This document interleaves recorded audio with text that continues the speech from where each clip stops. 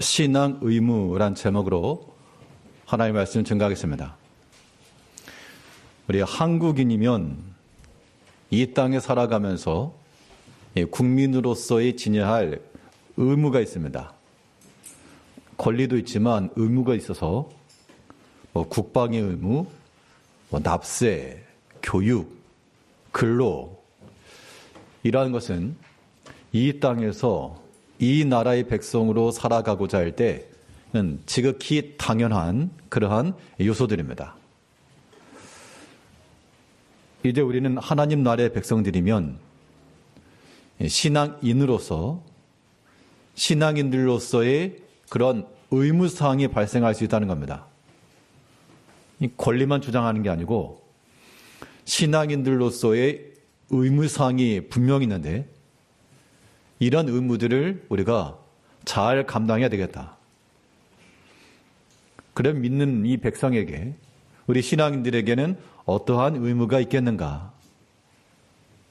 우리가 힘써 지켜야 될 것은 무엇인가? 오늘 본 말씀을 통해서 우리 살펴보도록 하겠습니다. 첫째로 우리 믿는 신앙인들에게 주어진 의무라 함은 오늘 본문에서 교훈하시는 바 사명의 의무가 있습니다. 사명이라고 하는 것을 해도 되고 안 해도 되고 그 정도가 아니고 이건 의무사항이라 의무사항. 안 하면 안 되는 거죠. 이 사명이라고 하는 것은 누구에게 주어지는 것이냐? 목사나 장로나 어떤 특정한 부류에게만 이런 사명이 있는 게 아니고 하나님을 믿는 백성들이 우리 신앙인이라고 하는 그 호칭 자체가 사명인 거예요. 그렇게 살아야 되니까. 또 우리에게 신앙인이라고 하는 이런 직분과 함께 또 우리를 충성되게 여기셔서 우리가 다들 자격은 없지만 또 하나님 섬길 수 있는 직분 주시고 또 주를 위해서 봉사하게 하시고 하나님께서 우리에게 각자에게 두신 그 자리를 우리가 알고 잘 지켜나가야 됩니다. 그게 사명의 의무를 이루는 겁니다. 이런 사명을 이루는 자들은 다른 사람이 해야 될 일에 관심을 갖는 게 아니고 자기 몫의 일이에요. 자기 몫의 일. 내가 감당할 몫이 무엇인지를 알고 그것에 힘써 행하셔야 되는 겁니다. 이 자리에 계신 모든 성도님들도 이 사명의 의무를 다 이루시고자 하실 때 다른 사람이 어떻게 하는가 그거 관심 갖지 마시고 내 몫의 십자가 자기 자신의 일을 이루어야 되는데 자신의 몫을 이루는 사람들의 특징은 자기가 어디 있어야 될지를 알고요. 또 무엇을 해야 될지를 안다는 겁니다. 오늘 본문에서 예수님께서도 자신이 어느 자리에 있어야 되는지 무슨 일을 하셔야 되는지를 알고 계셔서 그가 사람들로부터 영광받고 존귀함 받는 자리가 아니라 배신당하며 비난받으며 그러한 고난받는 자리에 있으심을 아셨습니다. 그 예수님의 몫이라고 하는 것을 아셨기 때문에 그 일을 이루신 거죠. 오늘 본문 31절에서는 그때 예수께서 제자들에게 이르시되 오늘 밤에 너희가 다 나를 버리리라. 예수님께서 자기 자신을 지금 뭐라고 호칭하셨습니까? 나를. 자, 이게 한 문장 안에서는 어떤 위치인가 하면요. 이거는 주어가 아니고 목적어 자리입니다. 즉, 예수님께서 이 땅 가운데서 사람의 몸을 입고 사시는 그 삶 속에 본인의 뜻과 의지대로서가 아니라 항상 자기 자신을 목적어 자리에 두신 거예요. 그러면 주어는 누군가 하면 오늘 본문에서는 너희가 나를 버렸다 했으니까 너희가 이겠지만 그러나 예수님께서 자기 자신을 가리켜 나를 이라고 하셨을 때는 그 주체는 항상 하나님 아버지셨죠.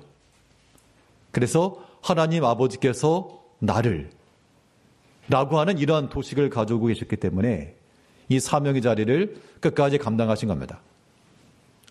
자, 나를 이라고 하는 말을 이 목적어 자리에 두는 때 어떤 문장이 자연스러운지 한번 생각해 보시면요. 빈칸을 쳐놓을 테니까 한번 답변을 해보십시오. 하나님께서 나를, 자, 뒤에는 어떤 문장이 올까요?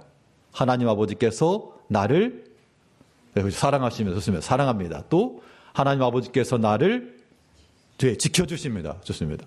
하나님께서 나를 지키시고 보호하시고 사랑하시고 세워주시고 하나님께서 나를 이라고 한 이 구도 속에서는 당연히 우리가 주를 위하여 또한 주께서 맡기신 일들 이루어가는 이 믿음의 일들을 이루어갈 수 있는 겁니다. 예수님께서도 그가 비록 하나님이셨으나 사람의 몸을 입고 이 땅에 계시는 동안 자신이 감당할 일이 무엇인지를 아셨고 절대로 주인 자리에 그 위치에 자신을 놓으신 것이 아니라 객체, 종의 자리에 그래서 하나님께서 쓰시고자 하시는 곳에 쓰임받고 그곳에 두시고자 하실 때 그곳에 노임받고 그게 뭐 영광받고 칭찬받는 자리만 아니었습니다. 오늘 31절에 보니까 너희가 나를 버릴 것이라. 사람이 영광받고 존귀함을 받는 자리에 나가고 싶어하지 이 배척받고 버림받는 자리 굉장히 안 좋은 기억들입니다. 이런 거 싫어해요. 그 예수님께서는 자신의 몫이 무엇인지 아셨습니다. 그래서 그들이 나를 버릴 것까지 아시고 그것까지 다 받아들이시고 주의를 감당하신 거죠. 우리가 믿음의 일을 이룬다라고 할 때 사람들로부터 잘한다 이런 말만 들을 수 없습니다. 그런 말 안 들으면 안 하면 되죠. 안 하면 되는데 그런데 사명이라고 하는 게요. 하나님께서 맡기신 그 일들은 안 한다고 안 할 수가 없어요. 내가 피하고 싶지만 나무 멍에를 피하면 쇠멍에 만난다고 내가 주일 하기 싫어서 도망치고 빙빙 돌았는데 나중에 보니까 또 꼬리 잡혀오는 거예요. 그러니까 지혜로운 신앙인들은 하나님께서 좋은 말로 하실 때 평탄하게 하실 때 힘써 내게 맡기신 그 믿음의 일들 감당해 나가는 겁니다. 그 나의 몫의 십자가 자기 십자가라고 하는 것이 때로 내가 원하는 게 아닐 수가 있어요. 나는 저 위치에 서고 싶고 나는 이 일을 하고 싶고 하지만 하나님께서 아니다. 내 은혜가 내게 족하다. 작은 날의 일이라 멸시하지 말아라. 어떤 사람에게 1달란트를 어떤 사람에게 2개를 주시는 분은 하나님이시거든요. 각각 은사가 다르니 하나님께서 이 사람에게 이해한 모습을 그러니까 하나님께서 주신 거기 때문에 하나님께서 우리 각자에게 나눠주신 그 사명의 몫이 있는 줄 아시고 그 자리를 잘 지켜야 됩니다. 하나님께서 있으라고 한 자리를 지키지 않으면 어떻게 되죠? 자기 처소를 떠난 천사와 같이 하나님께 천사를 만들어 놓으시고 자기 자리를 지키겠는데 나 여긴 실소. 난 더 큰 영광 주시오. 그러다가 하나님 앞에 진노의 대상이 되고 만 겁니다. 하나님을 대적한 자가 되었죠.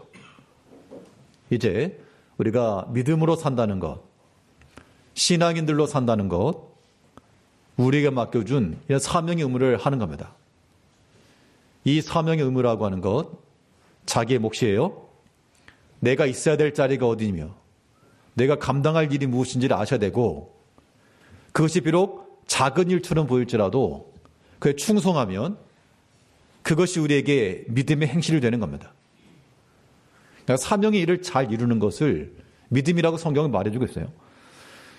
디모데후서 4장 7절 말씀에 나는 선한 싸움을 싸우고 나의 달려갈 길을 마치고 믿음을 지켰으니 그러니까 바울은 분명 그 당시 초대교회에서요.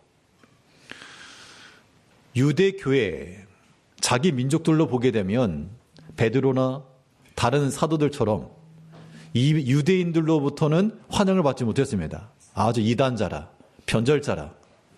그러나 그는 이방인의 사도로 부르시 말았기 때문에 베드로나 저 사람들은 유대인들로부터 좋은 평가 받는데 나 좀 받아볼까?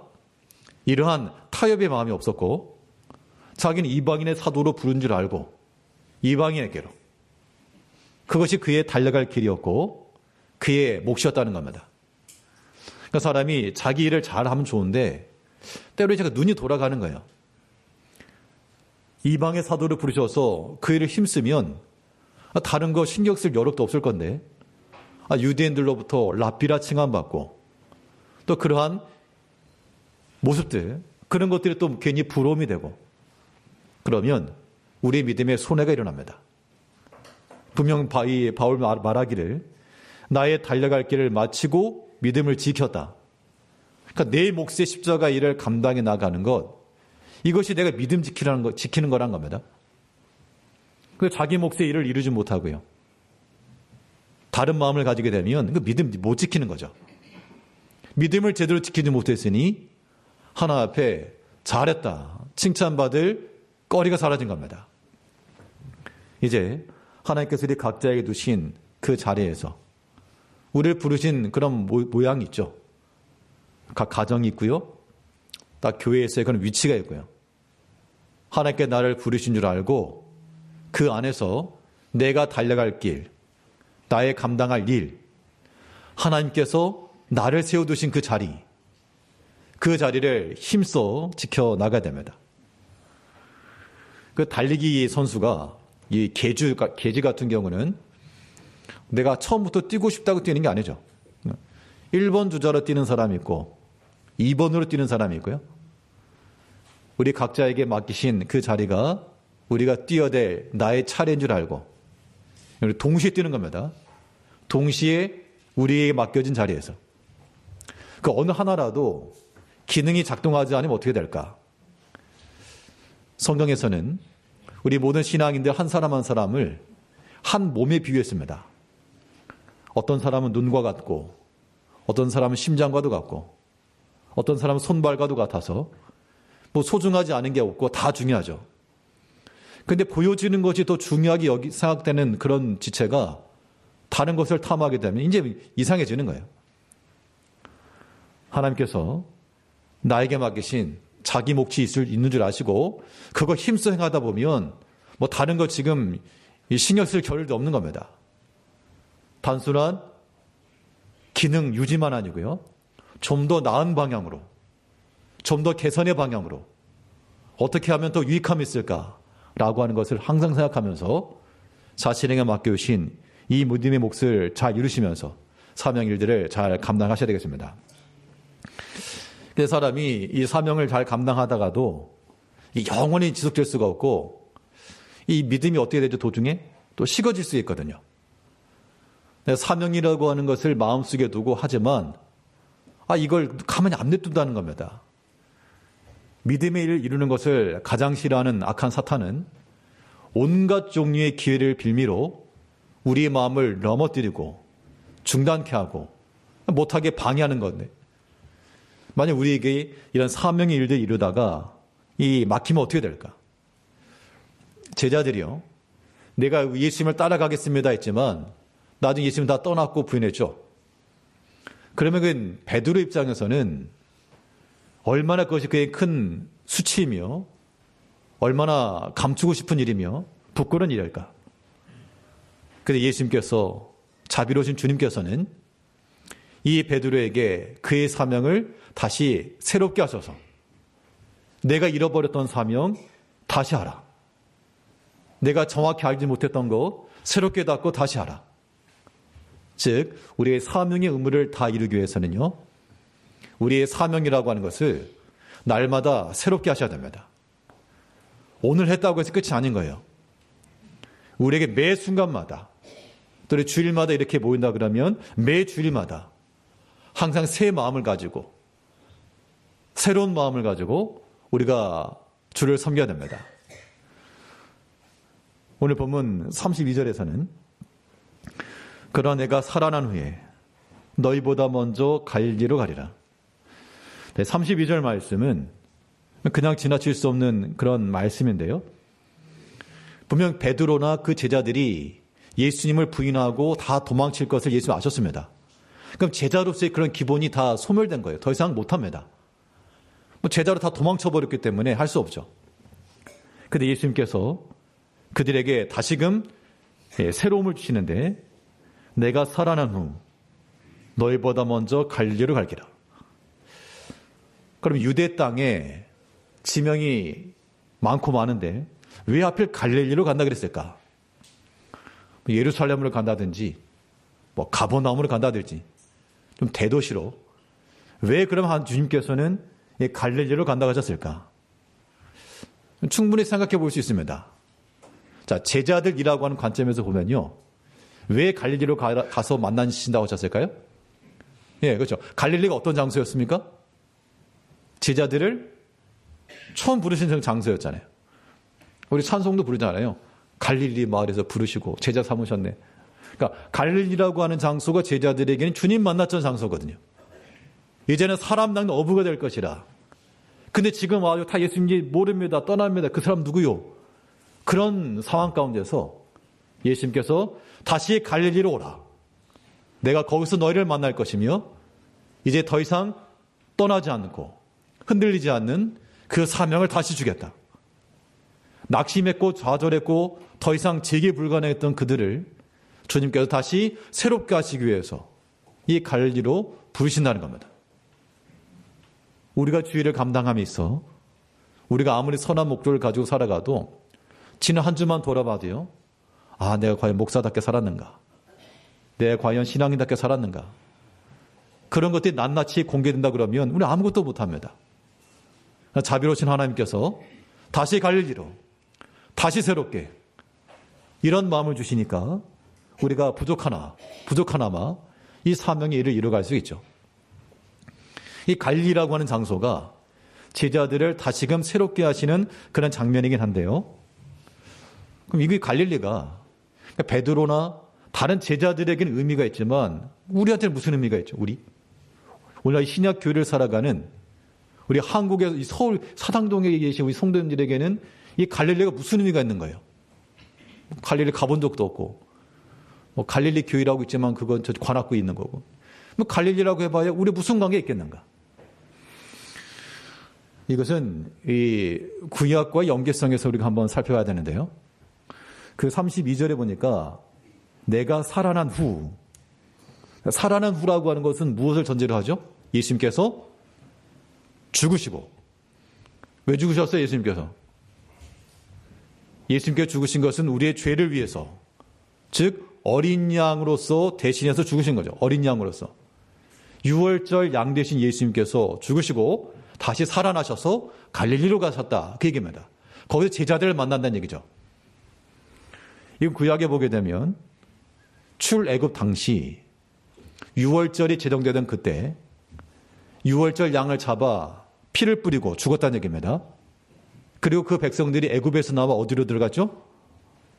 애굽에서 나와 광야로. 이때 나왔다라고 하는 측면이에요. 그 헬라어 문법에 보게 되면 그 에크라고 하는 접도가 붙게 되면 어디로부터 나왔다. 출처를 말합니다. 즉 애굽으로부터 나왔다는 말과 나왔으면 어디로 갔겠죠. 광야로 간 겁니다. 그래서 애굽으로부터 나왔다는 말과 광야로 갔다는 말은 같은 말이 되는 거죠. 그러니까 지금 애굽으로부터 나왔고 광야로 들어갔고 근데 그들이 가고 싶어서 간 게 아니고 하나님께서 그들 부르신 거예요. 나오라. 내 백성아 거기서 나오라. 그래서 나왔고 그래서 광야로 들어간 겁니다. 그래서 헬라어에 이 나오다라고 하는 그런 접두어가 에크이고 out of 에크 부르다라고 하는 동사가 칼레오인데 이거 무슨 문법을 말하려는 게 아니고요. 이 단어는 아셔야 됩니다. 이 에크와 칼레오가 합쳐져서 된 말이 뭐냐면 불러서 나왔다. 에클라시입니다. 에클레시아. 에클레시아가 무슨 뜻이에요? 중찬단 이름이 에클레시아입니까? 에클레시아 그러면 교회란 돼, 교회. 즉 애굽에서부터 나와 광야로. 교회거든요. 사도행전에 보게 되면 광야에 나온 그 백성들을 가리켜 광야 교회라 말한 겁니다. 그것이 예수님 때 지금 똑같이 재현되고 있는 겁니다. 내가 살아난 후 6월절 양 대신 예수님께서 죽으신 이후 내가 이제 갈릴리로 가서 너희를 만나겠다라고 하는 것은 이 갈릴리는 구약 백성들에게서는 무엇과 똑같은 장소입니까? 광야죠, 광야. 광야와 같은 장소예요. 이거 좀 중요한 얘기를 하는데 이게 반짝반짝 하셔야 됩니다. 네? 이 내가 갈릴리 가서 너희를 만나겠다라고 하는 것은 애굽에서 이끌어내요. 광야로 부르시고 이것은 단순한 지명이 아니고 교회를 가리게 교회예요. 갈릴리 교회라고 하는 겁니다. 광야 교회였던 것처럼 갈릴리로 너희를 불러내시고 교회로 부르시고 그니 갈릴리에 누가 먼저 가신다? 예수님께서 먼저 가겠대. 먼저 가게 시켰다는 거 아닙니까? 그래 오늘날 건물로서의 교회를 말하는 건 아니지만 우리 교회로 모여 있으면 이 교회 공동체 내에 누가 먼저 와서 계시는 거예요? 예수님께서, 주님께서. 그럴 때 우리가 어떤 때라도 교회라고 하는 본질은 우리 주님께서 먼저 가 계신 그 자리요. 그것을 우리가 주님을 만나야 되는 겁니다. 교회가 바로 이 만남의 장소인 거예요. 그 갈릴리에서 내가 너희를 만날 것이라. 우리 성도님께서 교회 오실 때마다 시간 됐으니까 가자가 아니고 먼저 계신 주님 만나러 간다는 그 마음을 가지고 나갈 때 그때 우리가 우리 마음 가운데 설레임과 우리에게 맡기신 사명과 이것을 우리가 새롭게 할 수 있다는 겁니다. 바울 사도는 말하기를 그가 사명을 이룸에 있어서 어려움이 있었습니다. 어려움이 있어가지고 힘들다 힘든 일이 많죠. 그때 우리가 이제 습관성처럼 할 수 하는 말은 아유 못하겠다 뭐 힘들어서 못 해먹겠네 뭐 그런 거죠.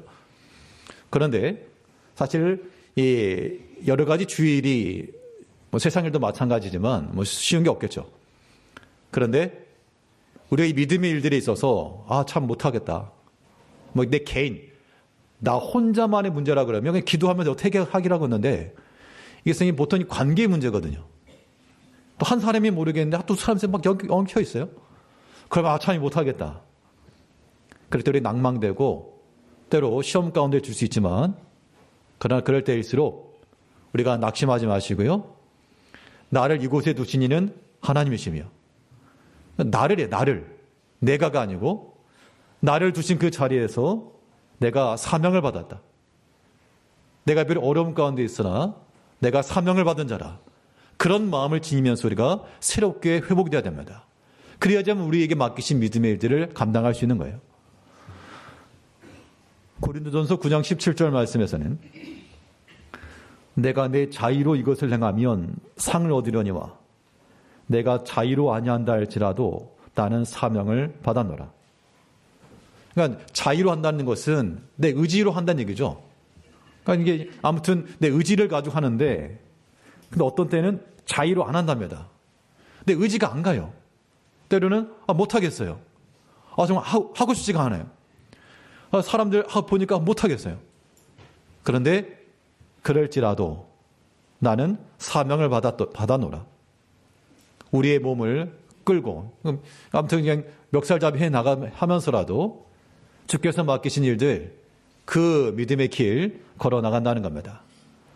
이제 하나님께서 우리에게 맡기신 그런 믿음의 길을 걸어가면서 신앙인의 의무, 사명 감당이 있습니다.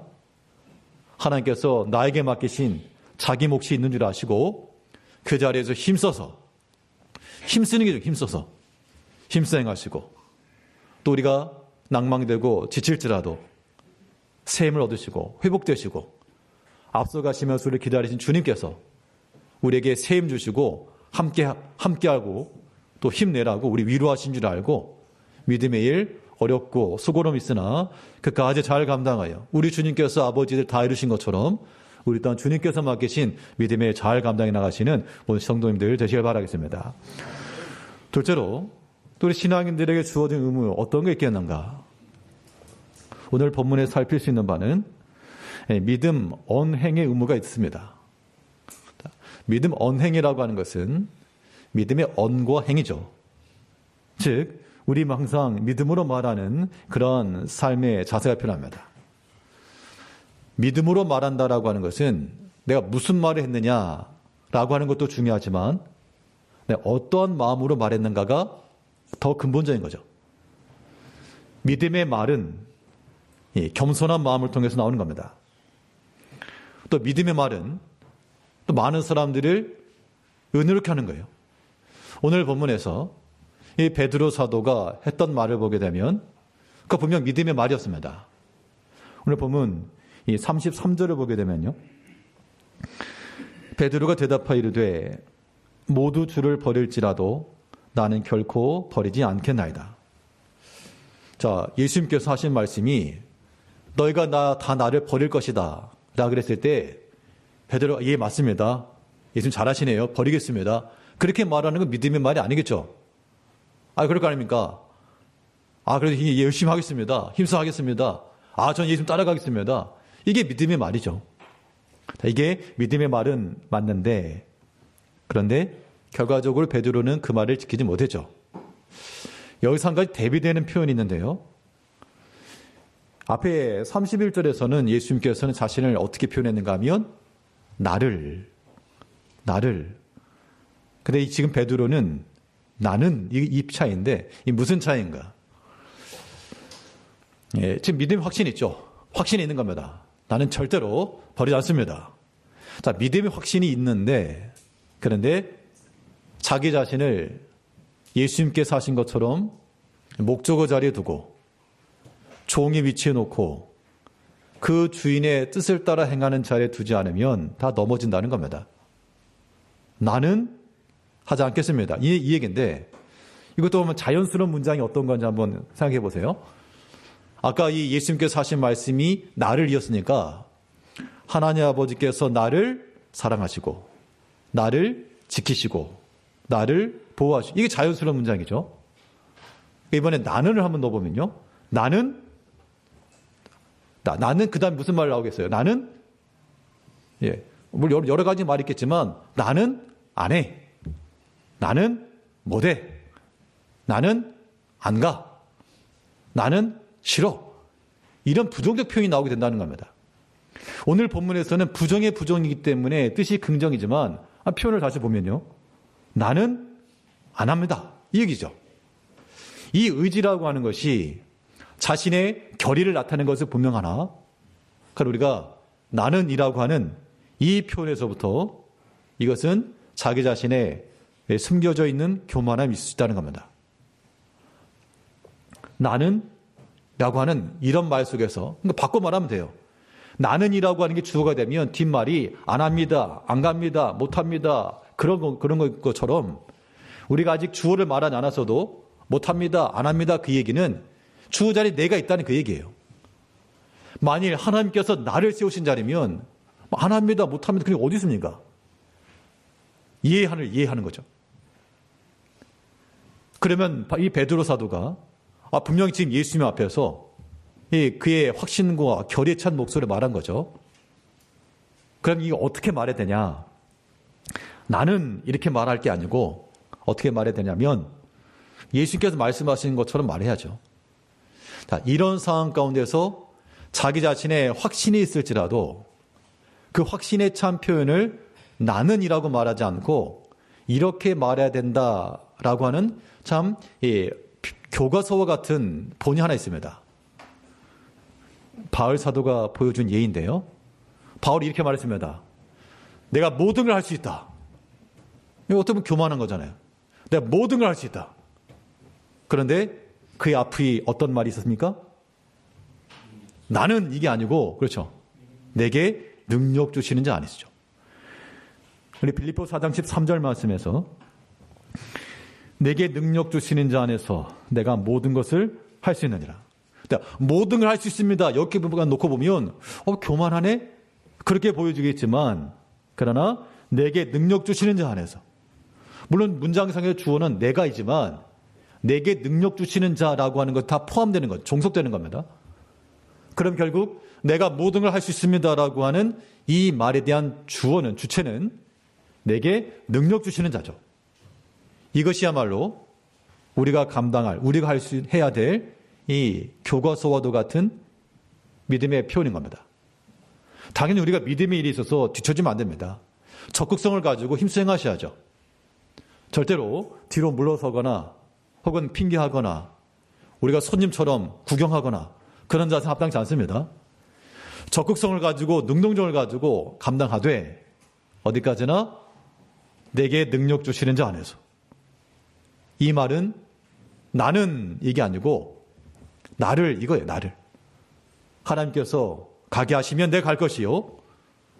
나를 멈추시면 내가 멈출 것이며 낮은 자리에 서라 하시면 내가 낮은 자리에 설 것이고 그 행동에 내가 들어가는 것이지만 나를 지도하신 이가 하나님이시라. 이것이 우리가 나타낼 믿음의 언이 되는 겁니다. 자, 이러한 겸손의 마음에서부터 우리가 말을 이루어야 돼요. 이게 우리가 감당할 의무적인 일이에요. 의무적인 일. 해도 되고 안 해도 되는 게 아니고 이렇게 하셔야 돼요. 이렇게. 그러면 뭐 다툴 일 어디 있겠어요. 사실은. 사람들이 다 자기 생각이 강하고 자기 주장이 강해서 부딪히는 거지. 자기를 다 종의 자리에 낮은 자리에 놓게 되면 오직 하나님만 높아져야 되니까 세례 요한의 고백과 똑같은 거예요. 그는 흥하여지고 나는 쇠해야 되리라. 자신의 낮아짐이 더 이상 속상함이나 주께서 맡기신 일의 이름에 있어서 전혀 방해가 안 된다는 겁니다. 왜냐하면 내가 낮아질수록 주의 일이 더 커지게 된다면 이것이 우리 가운데는 주의 일을 이룰 수 있는 좋은 환경을 이루는 겁니다. 우리 인격이 여기까지 나가야 되는데 그러지 못한 게 문제가 되죠. 특별히 이 믿음의 말에서는 말이라고 하는 것은 정말 강조해도 지나침이 없는데 사람이 시험에 드는 이유 거의 90% 이상은 이 말 때문에 옵니다. 성경에서 어떻게 이야기를 하고 있는가 하면 너희가 말할 때마다 너희 감정대로 말하라 하지 않았고 은혜로 말하라. 은혜로 말하라. 소금으로 맛을 내는 것처럼 말하는 사람이나 듣는 사람에게 은혜가 되는 말을 해라. 그러니까 그렇게 하면 참 좋은데 나는 그렇게 하는데 상대방이 그렇게 안 하죠. 다들 그렇게 생각하실 거예요. 나는 은혜를 좋게 말하는데 상대방이 저렇게 말 안 한다고. 다른 사람들도 똑같은데. 그럼 이제 어떻게 하셔야 되는가 하면 내가 은혜로 말하는데 상대방 그렇게 말 안 하잖아요. 그럼 여기서 이제 시험 들어요. 그러면 하나님의 우리가 말할 때마다 은혜로 고르게 하라 이 말을 소금으로 고르게 함같이 은혜로 말하라 이 말을 확장을 시켜가지고 소금으로 고르게 함같이 은혜로 들어라.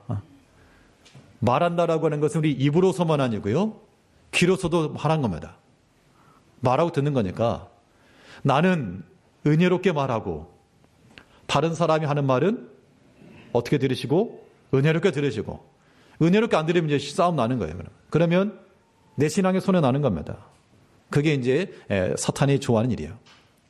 우리 속임을 받으면 안 됩니다. 우리가 믿음으로 말하는 거 참 중요합니다.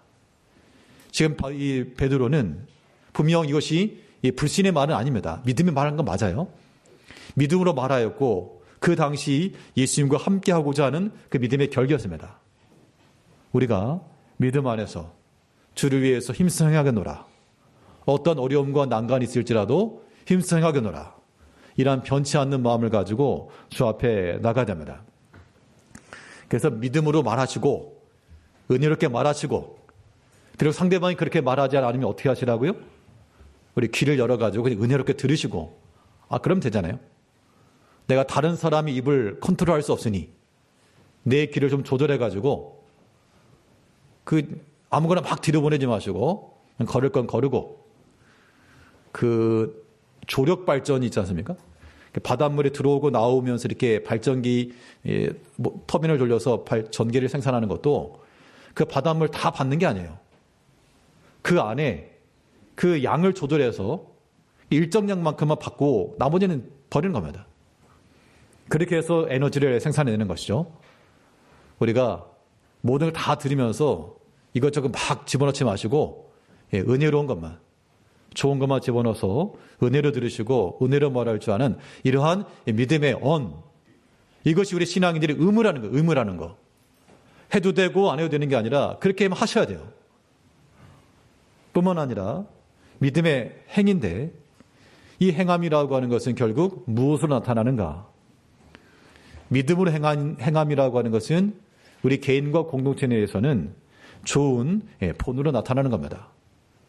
그래서 우리가 믿음으로 행한다라고 하는 것은 우리 피차 간에 믿음의 좋은 본이 되어줘야 돼요. 자, 믿음의 본을 준다라고 하는 것은 나의 하는 일이 다른 사람에게 영향을 미치는데 안 좋은 방향으로서가 아니라 좋은 방향으로. 내가 믿음의 봉사를 시작했는데 나를 보고 그렇게 행하지 않던 사람들이 함께 봉사하게 되면 믿음의 좋은 본이 되어준 거죠. 내가 기도 생활을 하지 못했는데 내 기도 생활을 하는 것을 보고 다른 사람이 함께 동참한다 그러면 믿음의 좋은 본이 되어준 겁니다. 이런 행위, 우리의 의무적 사항이라는 얘기입니다. 오늘 본문에서 이 베드로 사도가 물론 결과적으로는 그가 부인했지만 그 당시는 그 믿음의 결기를 가지고 주님과 함께 하겠습니다 라고 말하니까 다른 제자들도 동일한 고백을 했습니다. 우리 본문 35절을 보면 베드로가 이르되 내가 주와 함께 죽을지언정 주를 부인하지 않겠나이다 하고 모든 제자도 그와 같이 말하니라. 그러니까 베드로 한 사람이 그렇게 앞서 신앙 고백하니까 다른 제자들도 그들이 비록 예수님을 다 도망치긴 했으나 그 가운데서 동일한 고백을 했습니다. 베드로 한 사람의 신앙 고백이 다른 형제들에게 좋은 면으로 지금 전파된 거죠. 우리가 이러한 면을 좀 지녀야 됩니다. 선한 영향력이라고 말하는데 다른 걸 떠나가지고 믿음에 있어서의 좋은 본보기가 돼서 좋은 영향을 미치는 건 참 중요합니다. 그래서 교회적으로 기도하는 거나 또 수요일에도 이렇게 기도하시는 분들 많이 나오시고 또 우리가 기회를 따라서 말씀도 함께 살피고 안 하는 것보다는 하는 게 더 유익한 거죠. 한 사람이 하는 것보다는 여러 사람이 함께 하는 것이 더 유익할 겁니다.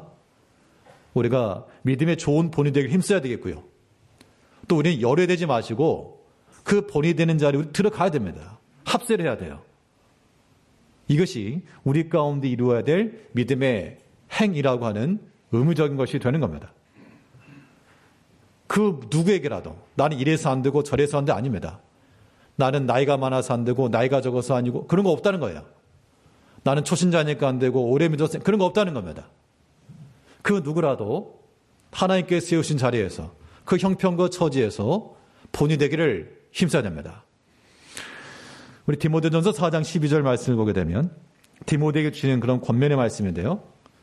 누구든지 내 연수함을 없이 여기지 못하게 하고 오직 말과 행실과 사랑과 믿음과 정절에 있어서 믿는 자에게 본이 돼요. 연수하다는 얘기는 나이가 어리다는 뜻이겠죠. 저 나이가 어려서 못합니다. 바울은 말해 아니라 내 연수함을 없이 여기지 못하게 하고 오히려 어릴지라도 연수할지라도 말이 있어서나 행실에 있어서나 사랑에 있어서나 믿음에 있어서 본이 되어라. 똑같은 원리가 적용되는 거죠. 저희 나이가 들어서 못합니다. 그게 아니고 내 연로함을 없이 여기지 못하게 하고 모든 행실과 사랑과 믿음에 있어서 본이 되고 이런 모습을 가지고 우리가 살아갈 때 이것이 우리가 감당해야 될 의무사항이 되는 겁니다. 믿음으로 말하는 것과 믿음으로 행하는 것 우리에게 주어진 그런 의무와도 같은 것이라 생각하시고 우리 주님께서도 아버지 하나님께서 맡기신 사명을 잘 이루셨고 그의 제자들도 그 주님의 뜻을 따라 그 사명을 이룬 것처럼 이 땅을 살아가는 우리 모든 신앙인들이 주님께서 맡기신 자기 몫의 십자가를 질 줄 알며 또 믿음으로 행하며 믿음으로 말할 줄 아는 이러한 신앙의 의무를 잘 감당해 나가시는 오늘 성도님들 다 되시길 바라겠습니다. 기도하겠습니다. 우리를 변함없이 사랑하신 아버지 하나님, 우리에게 믿음